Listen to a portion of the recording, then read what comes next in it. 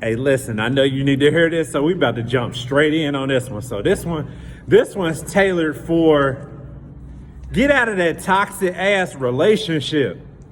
Get out of it. And you want me to tell you why you need to get out of that toxic ass relationship? Is because most people, including yourself, in this world will be involved in a toxic relationship that they want to get out of, but they sit there and stay in it because it's that picture perfect relationship to the outside world. But in all actuality, deep down inside, you're dying. You see what I'm saying? So then let me tell you how that shit bleeds out into your outer reality when you holding in a toxic relationship. All right. So it really bleeds out to you like want to be nosy in other people's business. That's the first thing it does. And then you put your input on something that you ain't correcting in your own relationship. That's a toxic trait. And then another toxic trait that is a part of being in a toxic relationship is when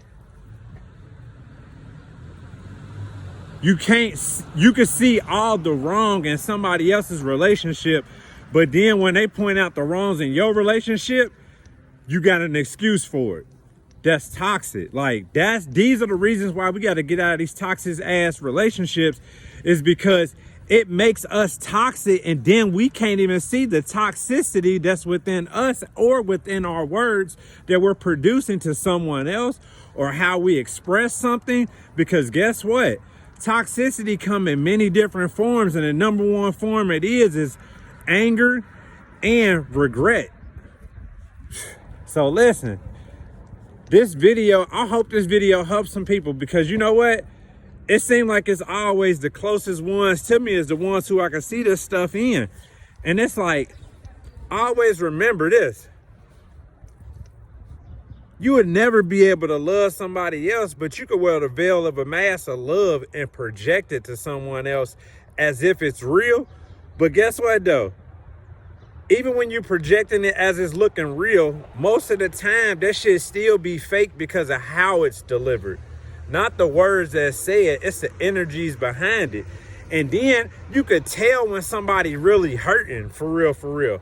It's all about how they speak to you, how they treat you, and how they get together with others to make their self feel good on how they're treating you, to give their self-validation. Like, listen, so remind yourself, toxic relationships is going to always fail you, no matter if it's a toxic relationship and you're not telling nobody about it. Like, if you just keeping that shit in, I'm telling you, it's not making you a better person and thinking you're holding out for everything to change.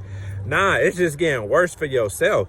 So let them toxic ass relationships go and believe in yourself. Like, because that's the reason why we end up staying in toxic relationships. We stay in toxic relationships because we don't believe in ourselves, because we don't think that what we really want is out there, because we've been settling for so long. That shit's not real.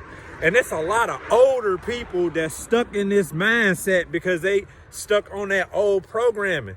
That's why y'all sitting up here miserable, because y'all staying in something that y'all know y'all was supposed to been done, let go, but y'all still holding on to a thought that ain't there.